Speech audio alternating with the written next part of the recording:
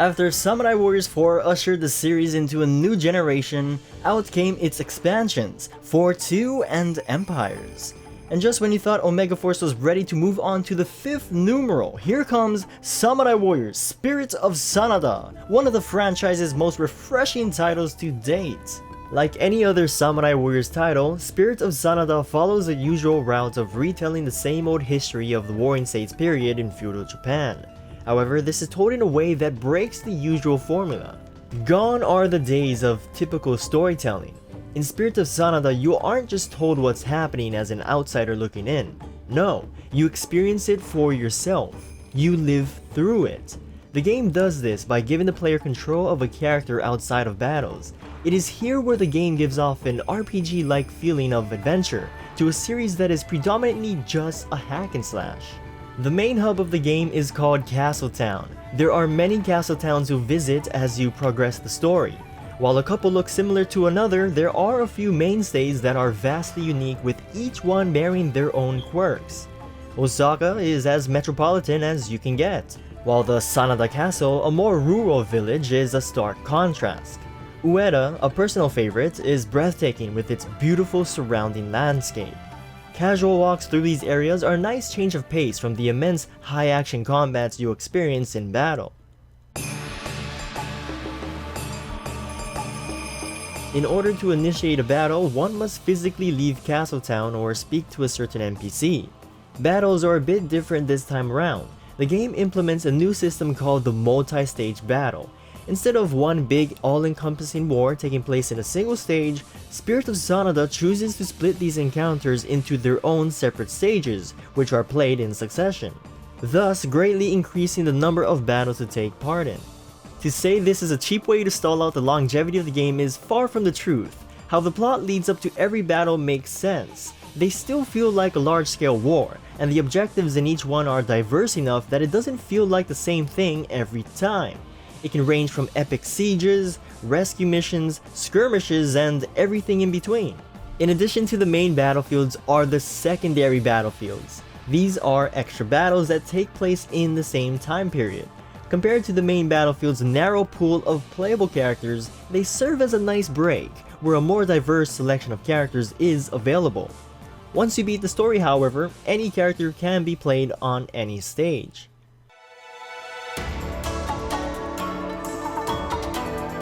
Then there's the exploration maps, which are exactly what they sound like. Areas that can be explored to gather things like materials for use in crafting. Each exploration has goals you can strive to complete in order to obtain all sorts of goodies. You'll fight packs of enemies here and there, which sounds like fun, but no! The exploration maps quickly lose their novelty as soon as you realize how repetitive they are. If it wasn't required for progressing the story or obtaining rare accessories and items, I would never have bothered to do them. Whether it be battlefield or exploration, each character can equip a customized combination of mounts, weapons, medicine, and accessories to battle. Medicine is the black sheep here. Due to its expendable nature, there is no reason to even bother with medicine. It's far too much of a chore to gather the necessary materials to craft it. The benefits do not outweigh the tedium. Save yourself the headache and ignore it. You'll be just fine without it, and next thing you know, you'll forget it even exists. Perhaps one of the more interesting additions to gameplay are stratagems, which are special commands that greatly change the tide of any battle in the player's favor. These are stage-specific, time-limited, and can only be activated under certain conditions per battle. There is a gargantuan amount of stratagems to be used. You can call reinforcements, conjure a speed boost, taunt specific officers, halt an enemy's advance, boost or lower the amount of morale of both ally and enemy. If you can think of it, you can probably do it with stratagems. It may sound a bit like an overpowered I win button, but it's not. Even with a stratagem in effect, you still need to get good and actually win the battle for yourself. The circumstances of activating these stratagems serves as the perfect balancing factor. They are expendable. What fuels the stratagems is a gauge that revolves around filling up 6 coins. Each stratagem will use up a coin. To fill the gauge, you must talk to people in Castletown, complete tasks, and perform well in battle. In most cases, playing through the game normally grants an average of 2 to 3 coins before each battle. Good luck trying to farm these stratagem coins. It's possible, but really not worth the time and effort. Stratagems are a fantastic addition that needs to return in future titles.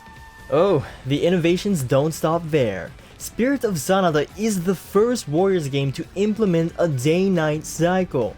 A welcome addition indeed. When fighting at night, red zones are disabled, enemy ninjas will randomly ambush the player, and minimap visibility is reduced to a fog of war kind of mechanic. All great ideas, except for the implementation of the last one.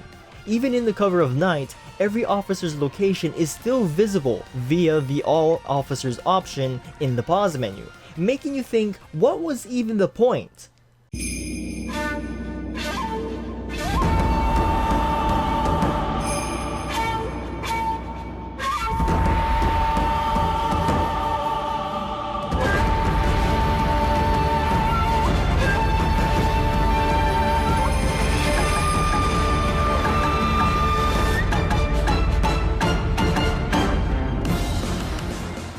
Generally, Musou games, or Warriors games as they are widely known as in the West, pride themselves in their bombastic, over-the-top, high-action combat, a cathartic and satisfying gameplay experience that has yet to be competently imitated or rivaled by another company. Rather than reinvent the wheel, Spirit of Sanada takes an approach that slightly expands upon the already solid foundation that Samurai Warriors 4 built. I'm pleased to say this decision works. This time around, there's not much to say. All the usual attacks and abilities return. Still, it is worth pointing out the little changes made to Rage Mode. Spirit of Sanada implements a rage gauge that will build up as you deal damage and take damage. The higher the threshold, the more powerful you'll feel. While in Rage Mode, your attacks have a sort of weightiness to them. It's sort of akin to the Berserk Musou game, where it feels like you're really smacking the life out of the enemy. It's oddly satisfying. Other than that, the combat is as fun, tight-knit, and responsive as ever. Veterans of the series will feel right at home here, while the newcomers will enjoy the depth of the extensive kit at his or her disposal. If there's one thing that a Warriors game can do right, it's definitely the combat.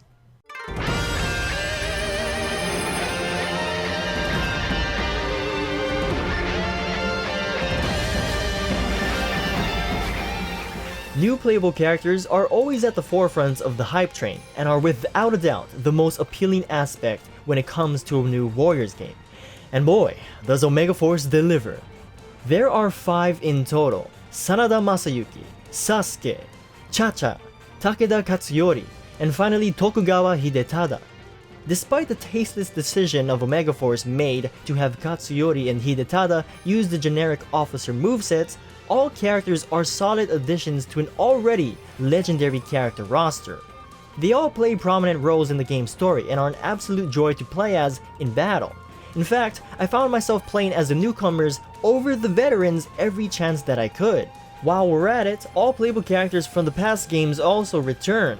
A decent chunk are unlocked naturally through story progression, while others require unlocking through a specific NPC in Castletown. This is done by exchanging conch shells with said NPC. Explorations are the only way to procure more of these shells, so you will have to do some sort of grinding or farming.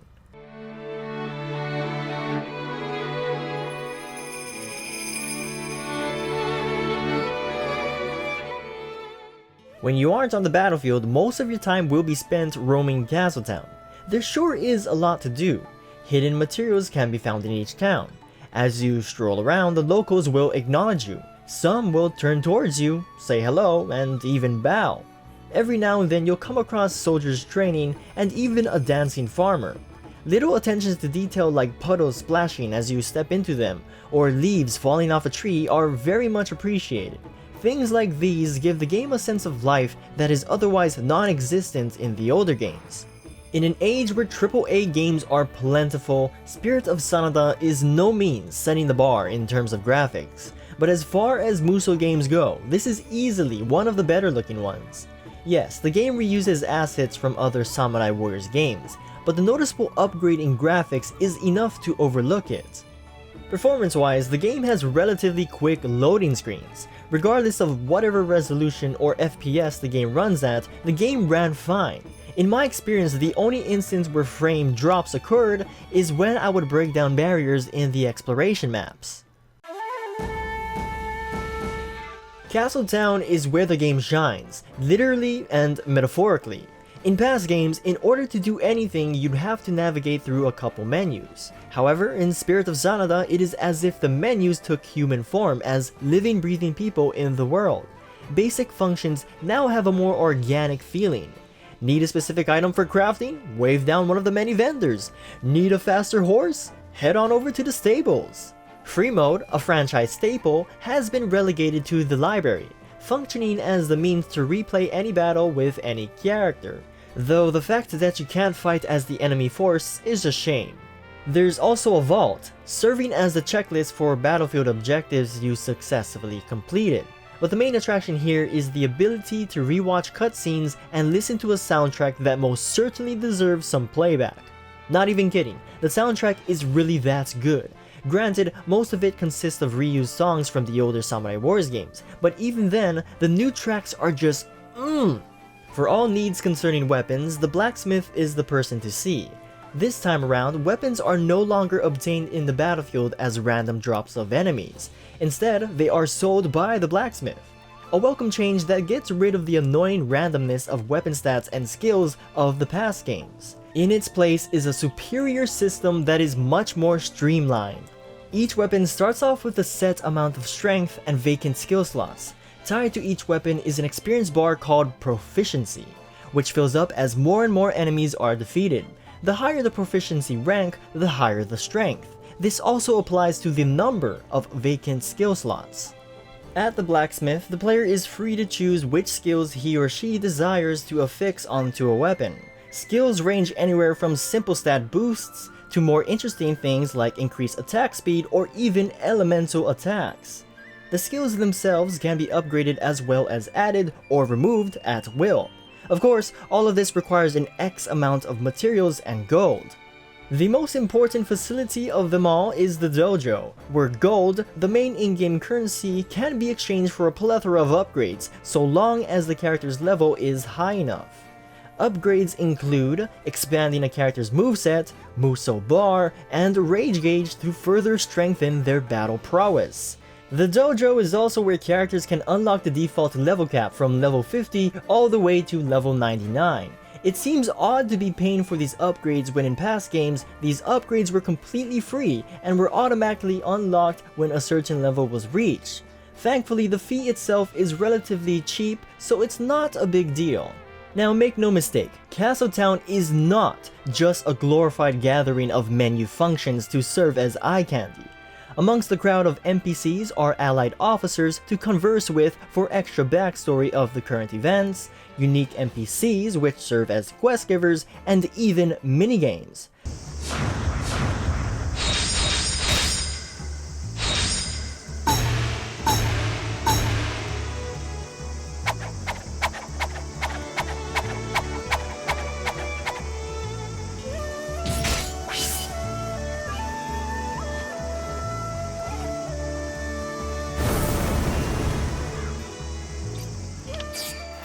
Though the minigames in particular are fun at first, they gradually lose their appeal over the length of play.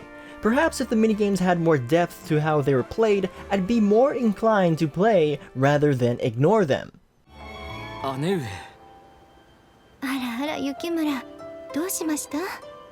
もののふが下を向いていてはいけませんよ。Much to my dismay, the game does not have an English dub, meaning you'll be reading subtitles of Japanese VO. Normally this isn't a problem.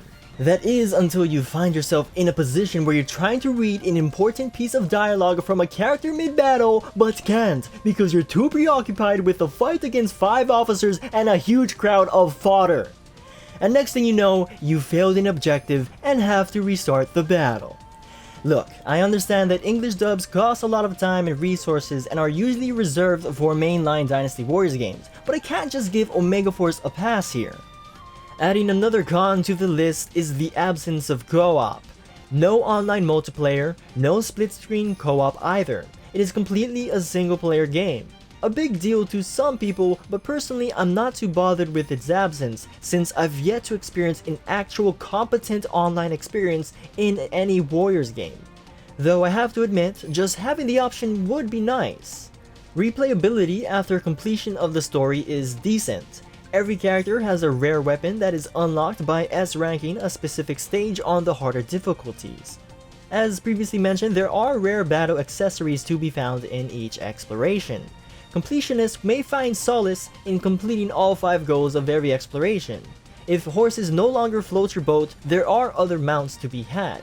Once again, any battle can be replayed with any character. And although not part of the actual game, there are trophies to hunt down on both PSN and Steam. Nevertheless, it's up to the player how far down the rabbit hole he or she wishes to plunge. Flow and progress of the story is a cycle. It starts with completing objectives in Castletown, then heading out to fight in a battle or exploration, and finally back to Castletown where the cycle begins anew. Filling the gaps throughout the cycle are the beautiful traditional cutscenes and the dialogue-heavy event scenes, where characters stand in place while having a conversation. Story-wise, the game makes a radical change. Instead of scrambling to paint the entire playable roster as main characters and trying to give everyone their own screen time and development, the game opts for a more exclusive story centered around a core group of characters. This core group mainly consists of the Sanada family and Yukimura's ragtag group of ninjas. As cheesy as it sounds, in a way, you can say you're experiencing the actual spirit of Sanada. Story is split between chapters. After you complete the main battlefield of that time period, you'll move onward to the next chapter. Most of the story is told through the eyes of Masayuki and Yukimura. Not a bad thing considering how much fun it is to play as them. Though there will be moments of reprieve where the other core characters will take the spotlight. If you complete every single battle, you can play through a short epilogue which nicely ties up some loose ends. 27 hours of game time is what it took for me to clear the story on normal difficulty. That includes a lot of aimless wandering and goofing around, so I estimate the time of completion to be 25 to 30 hours for the average gamer. As you progress through the story, characters will age. Yes, it's finally here, an actual aging system. Aging is exclusive to certain characters, which is understandable because having every playable character age would be a tall order. Admittedly, it is hilarious to see Kunoichi and Sasuke remain unchanged while child Yukimura grows into an adult.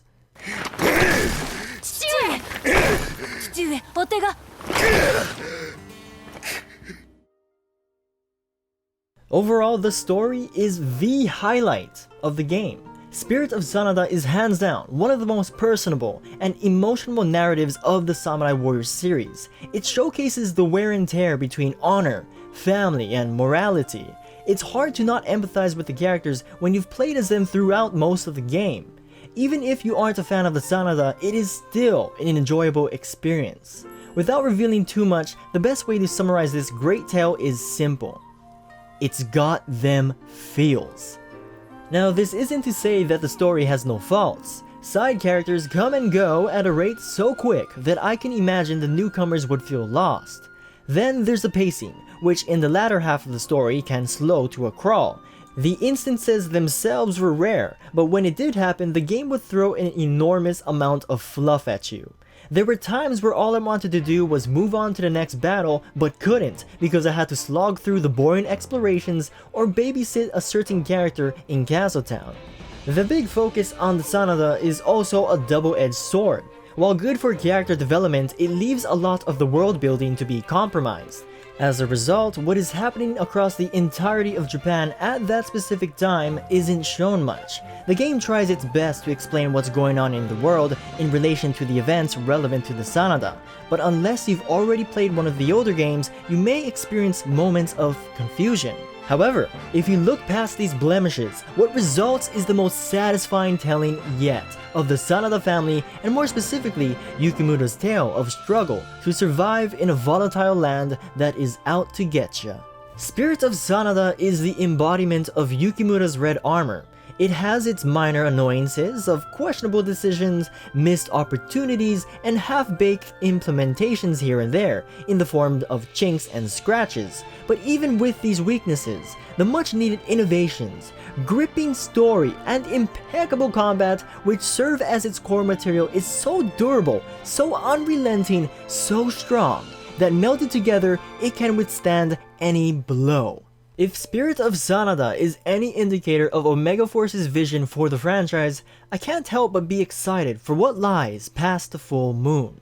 So it is my pleasure to give Samurai Warriors Spirit of Sanada the rating of 8 out of 10.